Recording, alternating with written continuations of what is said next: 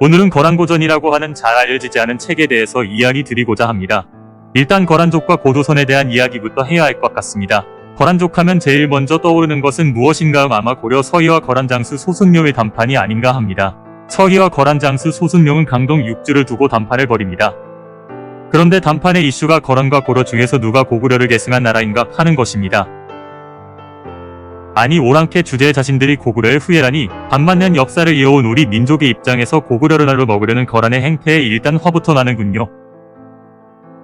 그런데 거란족이 자신을 고구려의 계승자라고 보는 시각은 단순히 정치적인 프로퍼간다라고 보기는 어렵습니다.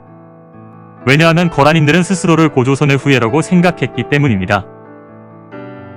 거란족 즉 요나라의 사서인 요사는 요나라는 고조선의 옛 땅에서 유래했으며 고조선과 같은 팔조 범금 관습과 전통을 유지하고 있다고 기록하고 있습니다. 그리고 요사 지리지에서 요나라의 수도 중 하나인 동경 요양보가 고조선 땅임을 근거로 요나라의 뿌리가 고조선임을 강조하기도 하지요. 자, 이런 애매모호한 거란과 우리의 관계를 이해한 상태에서 이제 거란고전이라는 책에 대해서 본격적으로 이야기해보지요. 때는 1905년 일본으로의 전쟁에 승리하면서 만주 지역의 군대를 주둔시키기 시작합니다. 이 이야기는 1906년 일본의 압록강군의 병찬격리부장으로 심양교회 라마교 사원에 주둔하고 있던 일본인 장교 하마나 히로시오로부터 시작합니다. 그는 심양교회 한 라마교 사원에서 우연히 기이한 책을 만나게 됩니다. 사찰의 주지에 따르면 비단 두루마기로 쓰여진 이 책은 오래된 고분에서 나온 것으로서 전쟁의 참화를 피하기 위해서 고분에서 파내어 사찰에서 보관 중인 책이었다고 합니다. 한학자 집안 출신이었던 하마나 히로시오는 책의 가치를 알아보고 이 책을 요구하였으나 주지는 죽음으로써 저항하며 이 책이 일본군에 넘어가는 것을 막았습니다. 하마나 히로시오는 어쩔 수 없이 주지에게 책의 필사만이라고 하게 해달라고 간곡하게 부탁하고 마침내 그 허락을 얻어냅니다. 군대를 제대하고 고향인 일본에서 돌아온 하마나 하시로오는 곧바로 필사본의 번역에 매달렸으나 한자로 쓰였지만 도저히 한문으로 해석할 수 없는 문장에 그는 좌절하였습니다. 그가 할 수 있는 일은 이 책에 쓰여진 것이 한자로 쓰여졌지만 한자로 읽을 수 없는 이 내용들은 고대 일본, 조선 북방민족의 공통 시원 언어로 쓰여진 것이 아닐까 추측하는 것뿐이었습니다. 20년의 노력 끝에 그는 거란고전의 중국 정사인 삼국지 한전의 기록과 공통점이 있다는 것을 찾아내고 부분적으로 번역을 하게 되었습니다. 책의 해독을 통해서 그가 내린 결론은 놀라운 것이었습니다. 앞에서 이야기 드린 대로 거란족 역시 자신들의 뿌리를 고조선으로 이식하고 있었기 때문에 거란고전은 단순히 거란족의 역사가 아니라 한족이 아닌 고대 동이족의 시각으로 쓰인 유일한 기록이었습니다. 야마태기, 신통지, 진은대기, 주선지 등 발해인이 가지고 있던 고대의 문서를 인용한 기록에는 묘, 순, 은나라는 조선인 만주인 일본인의 조상인들이 세운 나라이고 이들이 한족에게 밀려 중원을 떠나서 동쪽으로 이동했다는 충격적인 기록들이 있었습니다. 그러나 이 하마나 히로시오의 이야기를 액면 그대로 받아들이기에는 무엇인가 석연치 않은 부분들이 있습니다. 당시 일본 제국주의는 세계 열강 중의 하나였던 러시아를 물리치고 전성기를 구가하던 시기였습니다. 그런 일본군의 장교가 책 원본을 필사만하고 돌려주었다? 이상합니다. 일본군 장교가 무력으로 책을 압수하는 것은 어려운 일이 아니었을 것이고 당연히 그렇게 하는 것이 오히려 더 자연스러운 흐름입니다. 왜냐하면 당시 일본 제국주의의 상고사 관련한 가장 핵심적인 정책은 한국 상고사를 말살하여 일본인들의 기원이 일본이 아니라 대륙이라는 역사적 사실을 말살하는 것에 있었기 때문입니다.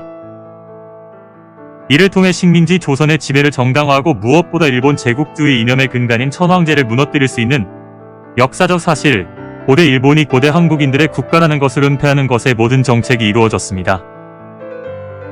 이런 상황에서 일본의 뿌리가 일본 열도가 아닌 대륙에 있었다는 내용을 개인적으로 보관 연구하고 발표했다는 것 역시 무엇인가 앞뒤가 맞지 않습니다. 그리고 거란고전이 처음 세상에 발표가 된 1927년에 주목할 필요가 있습니다. 당시 일본은 대륙을 침략하기 위하여 만주를 일본의 병참기지화하기 시작하던 시기입니다. 그것을 위해서 일본 제국주의가 명목으로 내세운 것은 만주에서 만주인 조선인 일본인이 화합하여야 한다는 것이었습니다. 시기적으로 보나 당시 일본의 침략 야욕으로 보나 거란고전의 내용은 일본 군부가 간절히 필요로 하는 내용이었습니다. 만일에 거란고전이 당시 일본 군부의 정치적 목적으로 만들어진 가짜 책이라고 한다면 앞에서 이야기한 채 공개 과정의 어색한 흐름이 자연스럽게 설명이 됩니다. 1927년에 세상에 공개된 거란고전, 역시 당시 일본 군부의 음모로 봐야 할까요? 그러나 단순히 일본 군부의 음모로 보기에는 너무도 기이한 기록들이 이 거란고전에는 있습니다.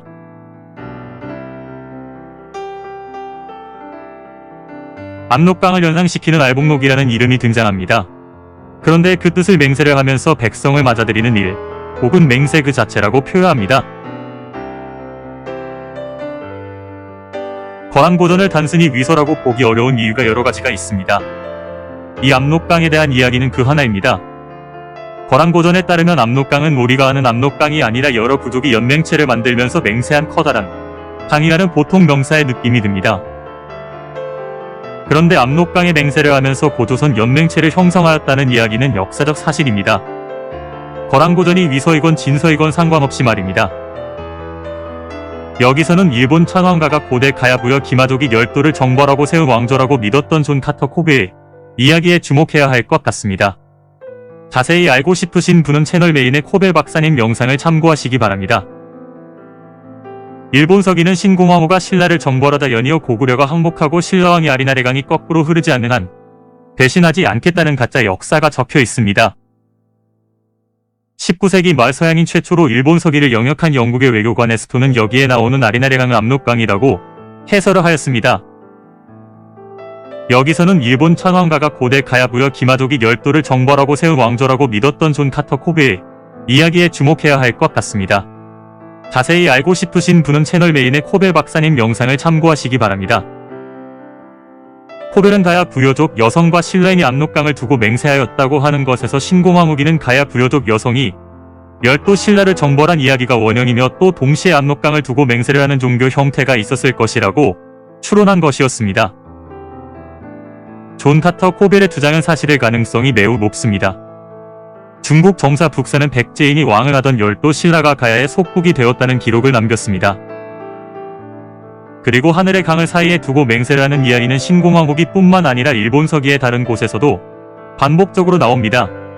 부여 백제계 여신 아마테라스와 그와 대립관계에 있는 신라 가야의 신수산 우오노 미코토는 하늘의 강 즉 천하나를 사이에 두고 맹세를 하기도 합니다. 다시 한번 이야기 드립니다만 거란고전의 진위 여부와 상관없이 고조선 계열 국가들이 고대 고조선의 강을 사이에 두고 연맹을 맺는 신앙 형태는 실제 존재했던 것입니다. 거란고전과 관련한 정황을 보았을 때의 거란고전은 1927년 일본 군부가 정치적 목적을 가지고 만든 위서일 가능성을 배제하기 어렵습니다. 만일의 위서라면 위서 창작자는 이런 사실들을 어떻게 알게 된 것일까요? 1927년의 말입니다. 이 책이 위서가 아니라 진서일 가능성은 없는 것일까요? 한편으로 끝내려고 했는데 2부까지 제작해야 할 것 같습니다. 구독, 좋아요, 알람 설정 해주시면 거란고전에 대한 본격적인 이야기를 다룬 2부를 바로 받아보실 수 있습니다.